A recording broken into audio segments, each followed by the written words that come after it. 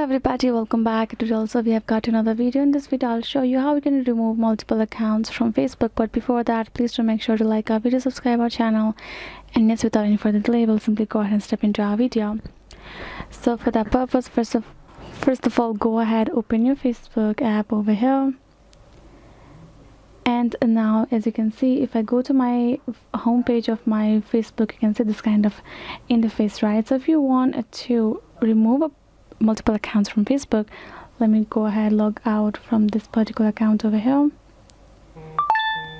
And over here you can see I do have 2 accounts over here in my Facebook. If I want to remove a particular one, I can tap on this settings icon given above, and it will open this manage profile. If I want to remove this one, tap on that particular account and it will find this remove profile option given over here.